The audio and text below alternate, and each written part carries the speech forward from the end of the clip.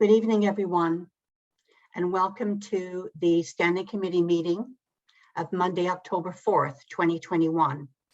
I'd like to call this meeting to order and begin with the Land Acknowledgement. The Durham District School Board acknowledges that many Indigenous nations have long-standing relationships, both historic and modern, with the territories upon which our school board and schools are located. Today, this area is home to many Indigenous peoples from across Turtle Island. We acknowledge that the Durham region forms a part of the traditional and treaty territory of the Mississaugas of Scugog Island First Nation, the Mississauga peoples, and the treaty territory of the Chippewas of Georgina Island First Nation. It is on these ancestral and treaty lands that we teach, learn, and live. Are there any declarations of interest? Seeing none. Are there any changes to the agenda tonight? Seeing no changes, the agenda then is approved as distributed. We don't have any community presentations or Durham District School Board presentations, so I'll call on Director Marsh for the director's update. Thank you so much and good evening through you, Chair Thatcher.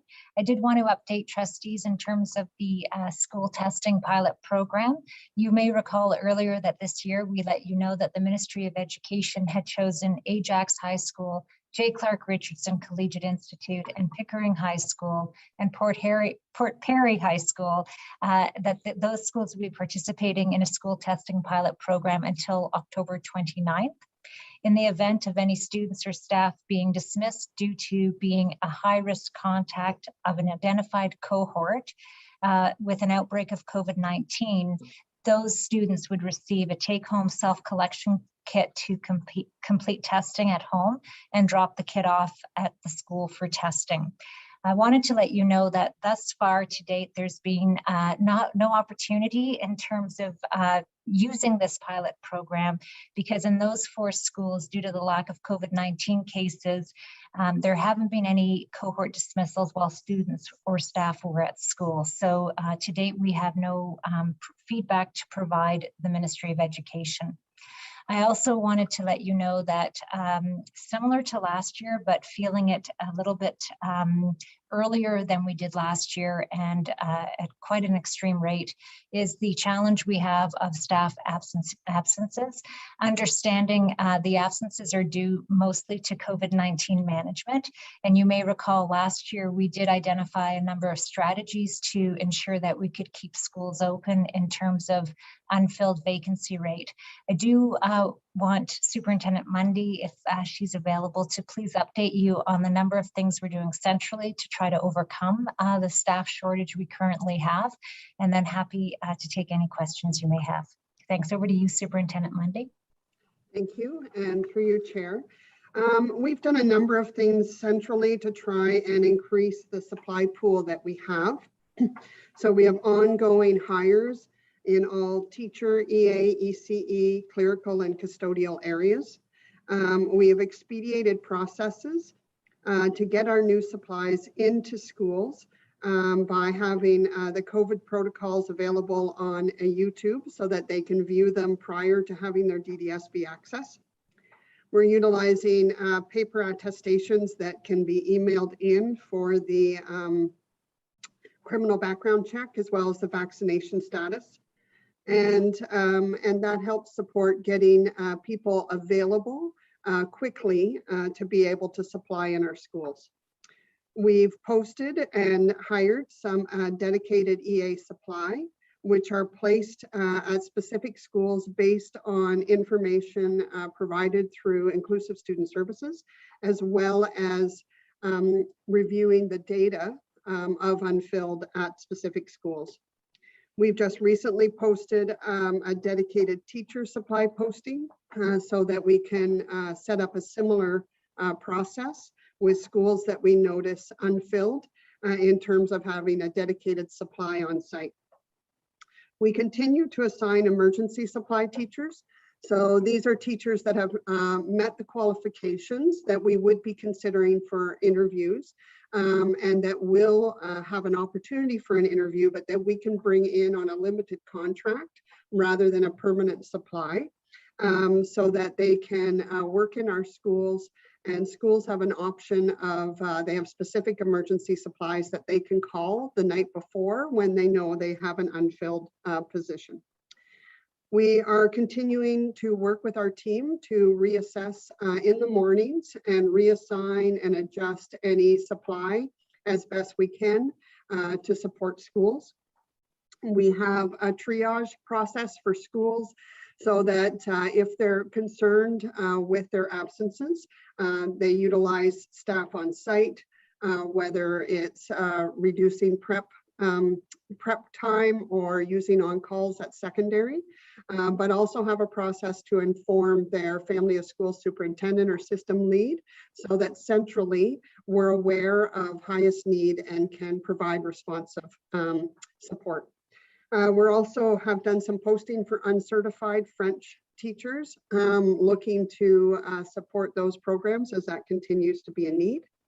And we are continuing to attend career fairs. Recently attended Apply to Ed career fair, where we are encouraging, obviously, teachers, et cetera, to apply to our positions, as well as continuing to advertise for our other positions as well.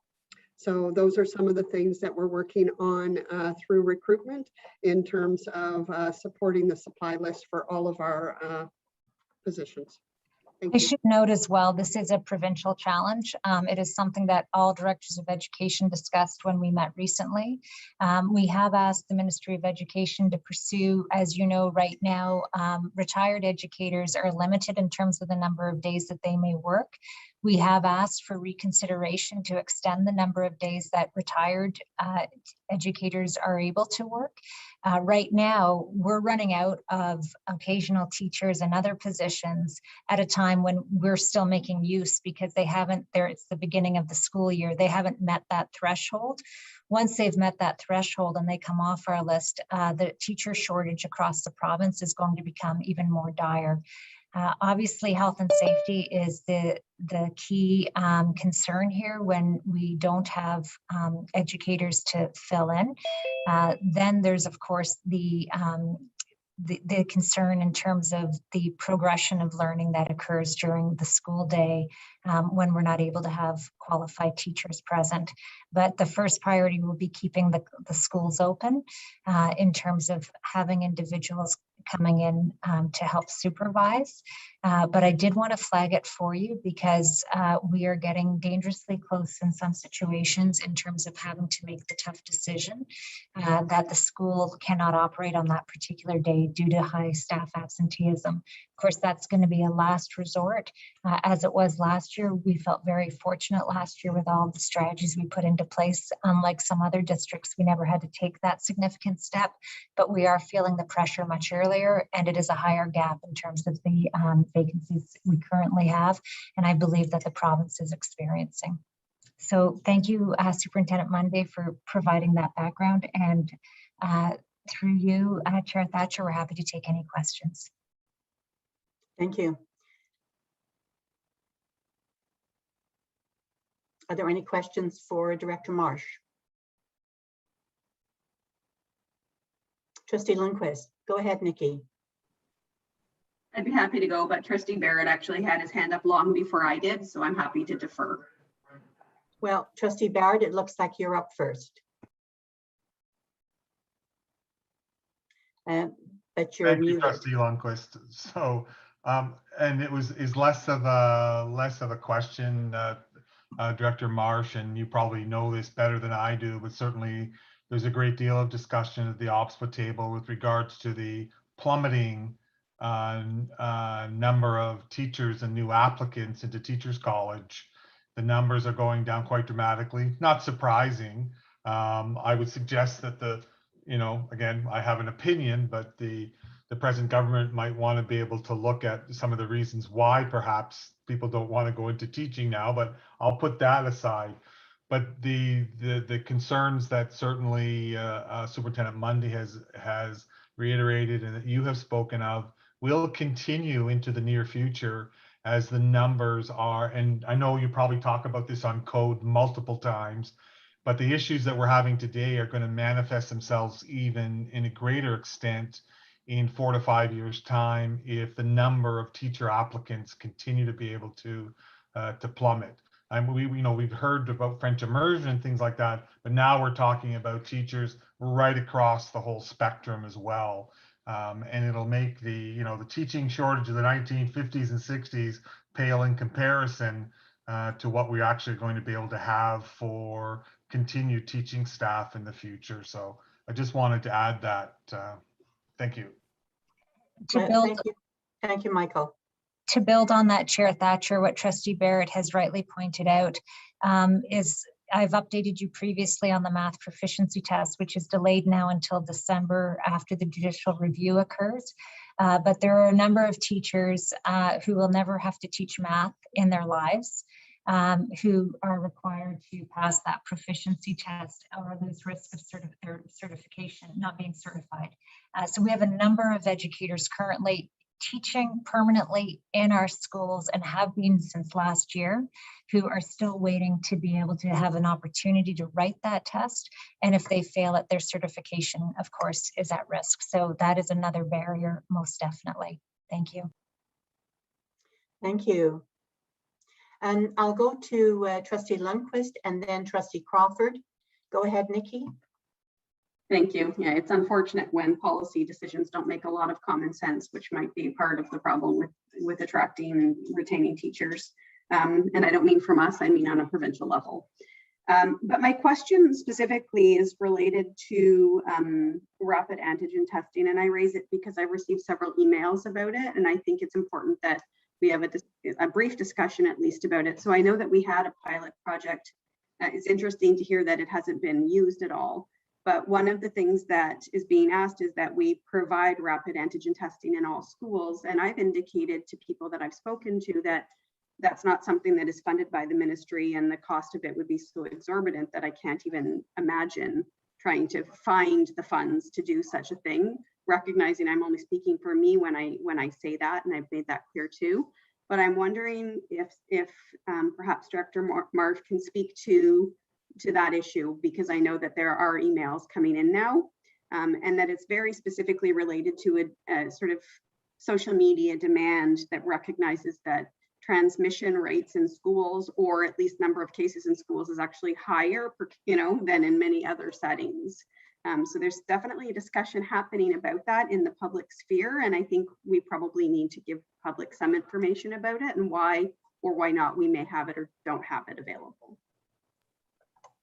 Thank you. In terms of access to the rapid testing, I did make the request of the Ministry of Education directly. It was the example I used, for example, were co-op students. So secondary co-op students who go into elementary schools, and we would want to, make sure that we were taking all safety precautions in terms of if they were working in an elementary school. And the message that I received from the ministry, even with that exception, was very clear that they would not support nor fund any access to the rapid testing except for what was occurring in pilot projects across the province. They would not be providing any access to those tests to students or students' families. Supplemental, Trustee Lundquist? No, that's exactly what I anticipated. What was happening. So, so I think I know where to direct people in terms of the advocacy they need to engage in. So that is what I will do. So thank you. Thank you, Trustee Crawford. Go ahead, Paul. Yes, related to shortage of teachers. What are the solutions when you're short of teachers, and how does it relate to class size? Is there any flexibility in the class size rule or law when we're short of teachers? Is there any flexibility to change the class sizes as one of the solutions? Thank you for the question, Trustee Crawford, through you, Chair Thatcher. Happy to respond to that. So one of the first strategies, we obviously last year, one of the things we looked at was reassigning staff. So those who weren't necessarily in the classroom, reassigning their duties in terms of having them then go into the classroom. That was one of the first strategies. The other strategy is that teachers lose their prep time and they then provide an on-call during their prep time to supervise classes. Within the collective agreements, on-calls are an expected part of the working conditions. However, there's a limit to the number of on-calls anyone can be required to do. And so the challenge becomes when you start to exceed those on-calls. Furthermore, you have to pay back that on-call time at some point with additional then prep time. That prep time is valuable time in terms of, when we think about the personalization and support we want of our students, teachers are using that prep time productively in terms of what they're able to do in the classroom. So it is a concern, the loss of prep time. We also recognize that the longer teachers go not accessing any prep time, the more likely it is that they could also have some challenges with health, and then sick time would continue to increase. So it tends to become a vicious circle. In terms of your specific question around class size, at this time, we're not at the elementary level, we have not grouped cohorts together. At the secondary level, it's a bit more flexible in terms of the direction. It could be possible to have cohorts physically distanced and supervised in another area like the cafeteria.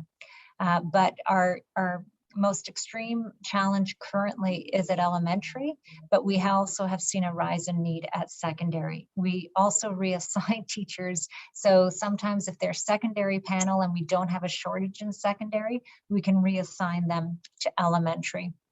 So there are a number of strategies that we used last year that we will continue in terms of doing everything we can this year. But at elementary, they don't have access to the vaccination yet from K to grade 6. And so for that reason, Durham Region Health Department has implemented different requirements in terms of how we manage cohort size there and cohort management. Paul, did you have a supplemental question? Well, I guess the answer is that there's no flexibility in the class size rule, even in a dire situation. It's hard and fast. At the elementary level, safe to level, say yes. At the elementary level, K to 6, we don't have flexibility to combine cohorts at this stage. Thank you. And just to provide some context to that response, so it could have been before you would, if there was a class that didn't have access to an educator, you could potentially put 4 students in one cohort, 4 students in another cohort, and start doing that. And that's what we don't currently have permission for. So whenever we do reorg, we always do it with sharing all of the planning with Durham Region Health Department in terms of how we're doing it and getting their approval beforehand. Thank you, Director. Are there any more questions or comments? I'm seeing none. Moving on to item 8 in your agenda, there are no recommended actions tonight. So information item 9A, I'm going to call on student trustee Kay, Knowles, and Malcolm, and who will be beginning this evening. I will be beginning. Thank you, James. All right, thank you, and through you, Chair. Over the past month, students have transitioned smoothly into being back in school from summer vacation, whether that transition be in person or virtually. I would like to thank the Durham District School Board in making this transition as smooth and efficient as possible. Students have been responding positively to the new in-person model. This model has enabled students to return to a more normal routine both inside and outside of the classroom. Students are thoroughly enjoying the ability to participate in extracurricular activities, such as student leadership committees and sports teams, with certain limitations and restrictions. From my understanding, well, put in place by the Regional Health Department. We also wanted to comment on the hard work of the DDSB in celebrating and acknowledging the importance of the new national holiday, the National Day of Truth and Reconciliation. Students across the region wore orange in efforts of supporting our Indigenous students, staff, and community members. The effort of DDSB schools in acknowledging the resilience of Indigenous peoples has left a positive impact on our students. Students are feeling safer, valued, and represented within their learning environment, which is very important to ensuring the success of our students. Over the course of September, the Student Senate has been inviting the student senators and school representatives to the Student Senate Google Classroom. The Student Senate Symposium will be held on October 18th, 2021 from 5 p.m. to 6:30 p.m. The decision regarding Student Senate working groups has been finalized. I'll be leading the Student Voice Working Group, Demario will be leading Equity, and James will be leading the New Student Success Group, and that will be replacing our Wellbeing Student Working Group. Our plan is to implement well-being initiatives and workshops within each of the working groups in regional breakouts to ensure well-being is still represented within our Senate operations. We would also like to touch on some of the goals we hope to accomplish through these working groups. Through the Equity Working Group, I aspire to work towards overcoming injustices within our school board to create a more equitable environment for our diverse set of students. I firmly believe that if we remove the barriers that are limiting our students and educate the people of the DDSB about global social injustice issues, we will create opportunities for our students to achieve their true potential and make informed decisions in their lives. Through Student Voice and the help of other student senators, I plan on making sure that every student within our board truly feels like they have a voice and understands that it goes beyond just their classroom. My plan is to lead initiatives throughout the school year to touch upon student voice within our schools, within their communities, mental health talk, and student engagement. Through the Student Success Working Group and with the help of student senators, I would like to redefine student success and challenge the preconceived notions that students have in thinking that student success is about achieving a grade as close to 100% as possible on a test, quiz, or an assignment. Whereas in reality, student success is so much more than that. Together, we will explore the barriers to the success of students and teach our student leaders and councils how to identify and address these barriers within their own schools to ensure all students have equal opportunity to succeed.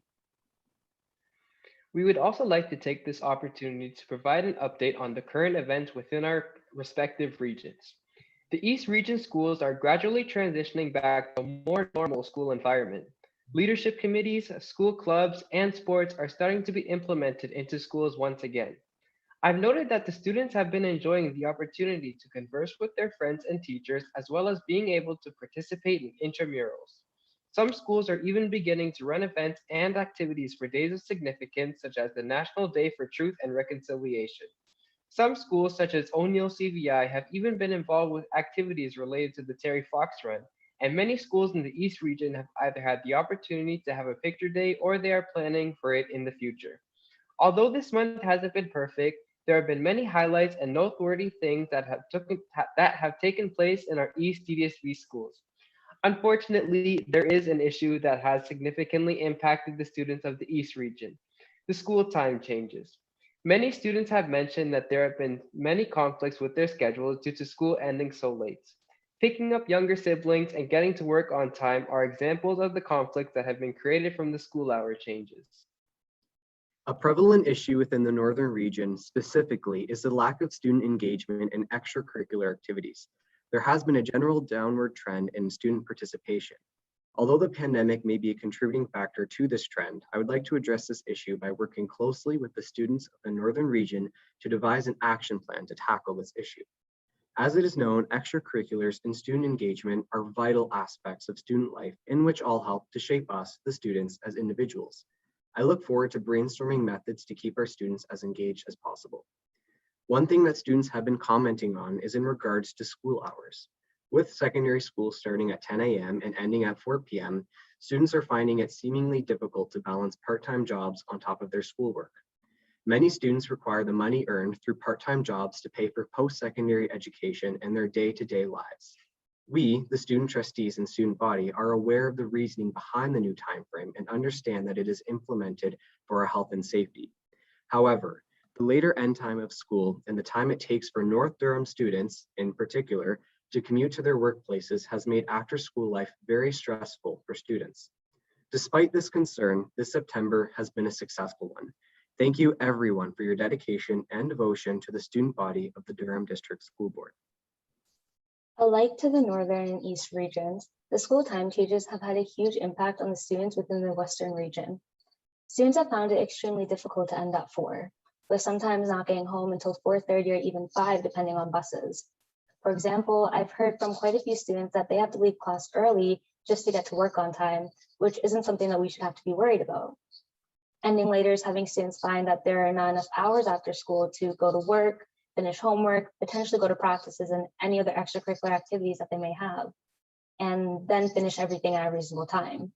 Like James said, the school time changes have made after school life of high school students extremely difficult and stressful. But the West Region schools have had a busy month. Starting with JCR, they ran a very successful Terry Fox run on September 24th with a large amount of participation from their students and went above and beyond with local food truck vendors during the whole event. Next, Dunbarton High School ran an informative and engaging welcome week for the new grade 9 and 10 students for the first week and a half of school. It included a DHS trivia, a Q&A with their SAC members, and events for students in all grades throughout the week to help engage the younger grades with the older ones. Pine Ridge also ran a successful Terry Fox run on September 29th with a lot of participation from their students as well. In addition to the events ran this past month, on Thursday, September 30th, every school participated in Orange Shirt Day. September was a successful month for the West Region. That concludes our standing committee meeting report for September. Thank you all for your time. Thank you, James, DeMario, and Kayla. Just wondering if there are any questions for our student trustees tonight.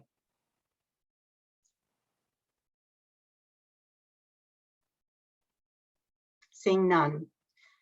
So I'll be moving on then to item 9B, staffing and enrollment update with Superintendent Heather Mundy. Thank you, and through you, Chair. The report can be found on pages 1 to 5 of the package. The Durham District School Board has met the Ministry of Education requirements for elementary class size. Specifically, 100% of kindergarten classes have 29 or fewer students. 90% of primary classes have 20 or fewer. 100% of our primary classes have fewer than 23 students, and 100% of our grade 3-4 classes have 23 or fewer students. Through the staffing process, the DDSB continues to focus on the safety and well-being of our students by reducing class sizes where possible, to support through the pandemic, and to also provide virtual learning through DDSB at home. This report is provided for information. Happy to take any questions. Thank you. Do you have any questions for Superintendent Mundy?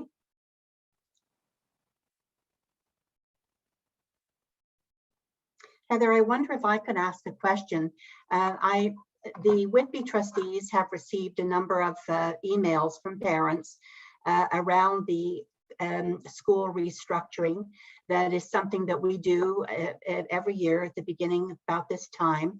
And then, so some of the classes have gone from fairly low numbers this year to some pretty high numbers, over 30 we're hearing. I just wondered if you could address that whole process for parents.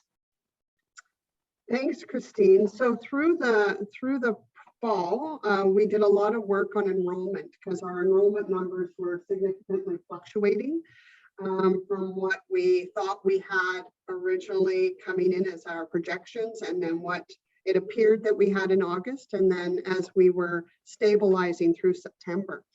We worked extremely hard to ensure that we did not have classes of 30.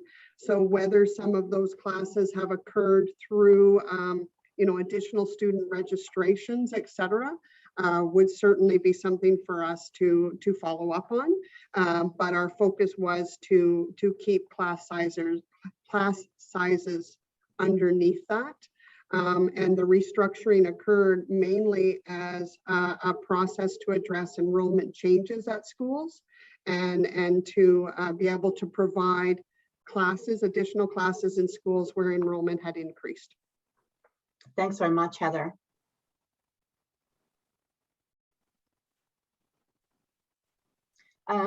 Trustee Lundquist, go ahead, Nikki.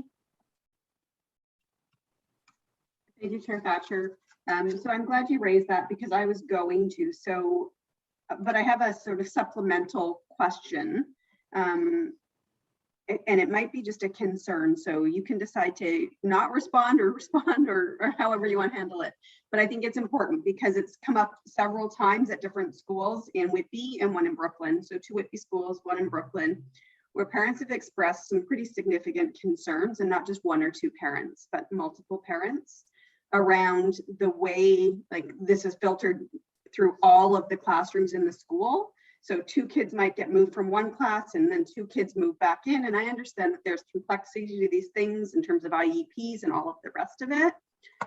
But there are complaints about the lack of transparency in the process of managing fluctuation, essentially.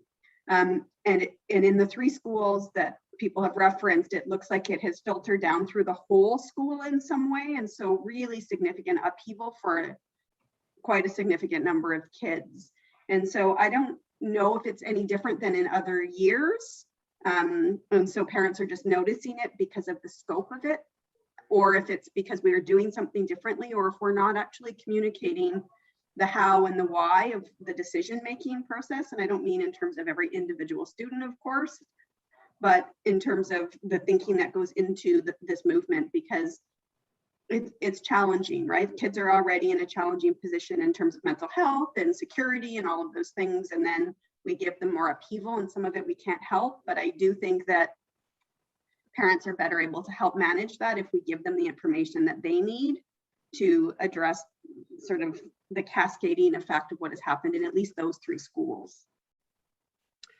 Thanks, Nikki, and through you, Chair. Certainly, changes in staffing and changes in restructuring can be very concerning, and it's difficult for schools. A few factors, once again, I'll mention is the enrollment piece. We really went through some processes in terms of really determining what the actual enrollment was, which did fluctuate in some schools significantly, and some schools enough that we needed to maybe pull 1 class. And in the process of pulling 1 class, they had to make a lot of adjustments to still meet the primary class size and the junior class size requirements for the ministry. Some of the minor changes sometimes had to do with that as well, because we have to be able to meet those requirements of having 90% of our classes 20 or below.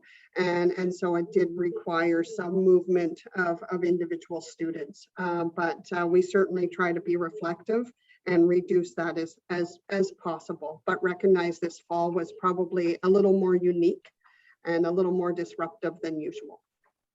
Just to build on to Superintendent Monday's commentary, if I may, Chair Thatcher, I'd also say that if there are specific concerns, we have mechanisms in place to try to keep track of class sizes, but certainly if there's anything that you're not sure perhaps that has somehow we've missed, you referenced 3 schools specifically, please do feel free to reach out to the superintendent for those schools, and we'll make sure we do follow up in terms of looking at each situation. So please don't hesitate to do that with any specific concern. Thank you. Thank you very much, Director. And thank you, Superintendent Mundy. I have a supplemental, if I may. Go ahead, please. So it's related because I'm puzzling over this, and I fear that I may have missed something. So when I go to the report and I'm looking at page 4 of 5 specifically, where there's this discussion about financial implications. And the reason I'm raising it is because I know that some of the parents have expressed concern about increasing those class sizes and what that looks like in terms of safety and distance and how it's very different from last year. And I'm wondering if Section 5 actually speaks to the rationale of what is part of the rationale of what is happening here, which is where it says all primary class size targets set have been met school boards can be subject to cash flow penalties if those targets are not met. And so I'm wondering if someone can speak to that, just because I actually think it's probably very relevant to what's happening, and it will help parents understand why decisions are being made, at least in part. Unless I've misconstrued it, and I'm happy to be corrected if that's the case. Thank you. Through you, Chair Thatcher, I'll lead the way, and then happy to take Associate Director Wright's additions to the comment. So one of the things in terms of spacing is we have maintained the commitment to spacing in the classrooms, and we have asked for principals to flag for us. I know facilities did a space audit similar to what they did last year as well. And we've also have some classes that are in larger spaces as a result of the class size. So those were all strategies we put in place last year that we've continued with this year. In terms of, we still have, in terms of COVID funding, that you may recall, I think, sure you will, that the Board of Trustees made the decision with the failure of funding to come through provincially in terms of supporting the staffing. You made the decision to take it out of the reserves, which is typically reserved for other functions of board operations in terms of trustee priorities and needs within the district. And so we are aware of that fund. We have been making use of that fund at this point minimally. But so it's not because we're worried about that penalty in terms of the decisions we're making. Should we be over the class size max, then that would be a problem because the ministry funds us for the maximum. And if we exceeded that maximum, then they would have an issue with that because they provided funding for us in terms of maintaining the maximum number, whereas we're going below. So I hope that helps. It helps considerably. So I think it will clarify for both me and for parents who actually have seen that and are not clear on what it means. So I appreciate that very much. Thank you. Thank you, Chair Thatcher. I'm seeing no further questions or comments. So I'm going to go to item 9C and call on Trustee Barnes for the OPSPA report. Go ahead, Patrice. Thank you, Chair. We are just a few things to share, surveys that are coming out. There is a code of conduct survey that's been sent out. I forwarded that to trustees last week, I believe, for input. And this is to go to the ministry in regards to trustees and the ministry developing a code of conduct for trustees. So that closes November 1st. So I'm asking trustees to please check out that survey and have input, because this is going to be impactful for trustees going forward. I've sent that out, and if any trustee needs that again, please to let me know. The other piece as well is another survey that is connected to the discussion paper that we had before in regards to students' experience during COVID. The overall feeling was that students in general didn't benefit from being online for those long periods of time, but there have been pedagogy and different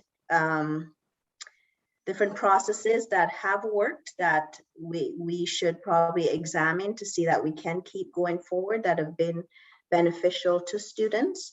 So there's a survey as well for that paper. I'm going to probably talk to Director Marsh about a way to put that online, because we need not just trustee input, but we also need parental input into those as well. So I will touch base with that and see how we can get that on.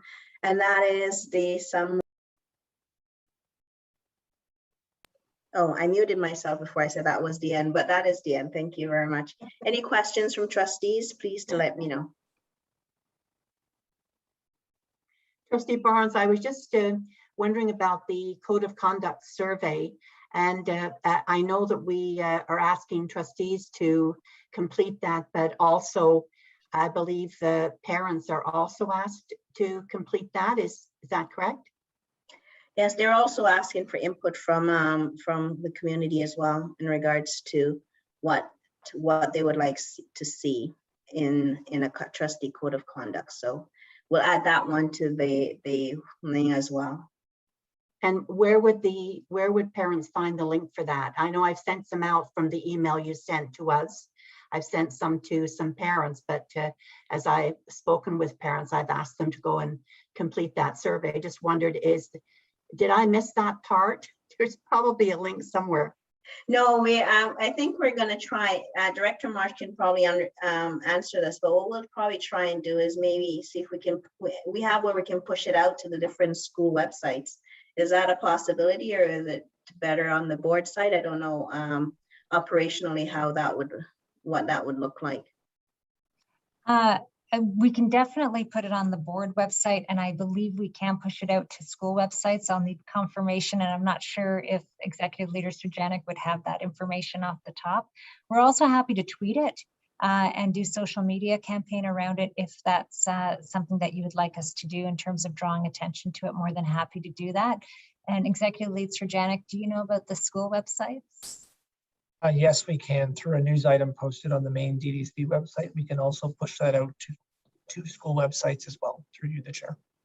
We can also ask to have it included in the newsletters if in terms of school newsletters, happy to do that as well. Okay, so we can touch base on that after. I think that is an important piece because we need as much input as possible from our community, especially around what learning online looked like for our student community and parental feedback. So that will be good. And of course, we're good behaving trustees, so that, that's for everybody else but us. Trustee Barnes, I apologize. I thought you were talking about the survey that the government was doing. In terms of the other one related to students and parents, happy to talk about that offline and see how we can support it. Definitely. Okay, sure. Yeah, thanks. Thank you. Thanks very much, Patrice. So moving on to item 10, committee reports, and I'll go to Trustee Stone for the Governance and Policy Committee report of June 14th. Thank you, Chair Thatcher. And that report can be seen on page or read on from page 6 to 8. Nothing really new to report except that trustees and staff continue to work on the consolidated bylaws and the code of conduct. Thank you. Thank you very much, Linda. And moving then to 10B and call on Trustee Barnes, you again, Patrice, for the Equity and Diversity Ad Hoc Steering Committee report of May the 20th. Thank you. So that report can be found on pages 9 to 13. Trustees have had a chance to read that. So if there's any questions or concerns, I can address that. The big pieces around that is the updating of the Compendium for Black Student Success that is coming out, and the draft directive on racial, I would pronounce that. It's a fifth. I got a tongue twister around that. So it's in the report. Any questions, please let me know. Thank you, Patrice. I see Linda's hand is up. Go ahead, Trustee Stone. Thank you. Trustee Barnes, I was just wondering about the words that we are going to sort of mandate that people won't be able to say. And I noticed that in one book that you're talking about, it's called Indian Horse. And I think the author is Indigenous. So I have a question about books being written by different people, and are they more acceptable than books written by other people? So in other words, if it's from the BIPOC community, are there words that are written in a book that is more acceptable than if it is written by somebody who's not from the BIPOC community? I can say a general answer to that. I don't know if our equity department or Director Marsh want to jump into that, but I think when you're talking about some specific language that can be used based on lived experience. I know there is some tightrope to walk in regards to that, but in regards to the written word, I don't know if Director Marsh wants to weigh in on that a bit. For sure. I noticed that Superintendent Hamid has come online, and so if he would like to lead, and then I'll follow up from him, so we'll switch it around. Happy to do that. Thank you, and through you, Chair. Thank you, Trustee Stone, for raising that question. So the notion really has to do with the context within which language is written. So for example, when we are referring to the Indian Act, there is language specific to terms within the Indian Act that can build off of meaning within that act. But when we're talking about resources in general, I think it's important to build the relationship with students in the classroom to be able to have the conversation, to know when terms that are potentially injurious are going to be considered potentially injurious, and not use them in learning environments. So it's a little bit of a tricky conversation that requires ongoing dialogue with students and being able to sort of recognize what would be considered or deemed something that would be injurious to the well-being of students in the classroom, if that makes sense. Thank you, Superintendent Hamid. And I would add to that, we're not creating a list of words nor banning words, but what we are doing is ensuring that everyone understands the traumatizing impact that some words do have, and that racial slurs in an educational setting are ones that are most obvious, but there's more expansive examples. So we'll be working in collaboration with our staff to ensure that they have support as we move forward. But the reality is we know that we have used language previously, alienating and traumatizing individuals, and that that's not okay, and that we will be changing that. A supplemental, Trustee Stone? Thank you. I totally agree with you. It just worries me a little bit. I just get a bit concerned if, and your explanation helped, but if we're talking about sort of policing words or mandating that they're not used and that there'll be some kind of discipline if you do use them, that's, I think, can fall under sort of a freedom of speech thing. But I totally understand that we should be asking people to be cognizant of other people's emotions, other people's feelings, and how our words do hurt people and can affect people. But on the other hand, I just want to make sure that we are not being so strict that it is taking away the freedom of people to use the words if they so choose, even though we are asking them not to, because I don't think you can mandate that. Through you, Chair Thatcher, I think, we've had sessions in terms of competing human rights, and that free speech actually isn't a human right within the Canadian legislative system. But protection under certain code grounds is. So when we're looking at creating inclusive learning environments, we are most definitely looking at Canadian legislation, in addition to understanding who our students are, which Superintendent Hamid has identified, and ensuring that we're not doing more harm. And sometimes harm can be done with the best of intentions. And so we need to start mitigating and ensure that we stop those practices that have caused harm, acknowledge them, and know better so we can do better when we're serving our students. Thank you. Could I ask just one other question on that report? Go ahead, Linda. I just wondered, I think I saw the words progressive discipline, and I'm not sure, I think it was progressive, or there was a word before discipline, and I didn't understand what it was meaning, and I just wondered if you could sort of define that for me. In what part of that report? Yeah, I know, I'm going to be looking. Oh, here. I think it was progressive discipline. You know what, if I can't find it, don't worry about it. I can come back at it later. I know this report is going to be coming forward later, Trustee Barnes, so I'll ask it later. Don't worry about it. Thank you. Okay. All right. Thank you, Trustee Stone. So I just draw your attention to the correspondence that is included at the back of your package. And if there is no objection, and there is no further business, I will adjourn this meeting. Thank you, everyone, and have a good evening.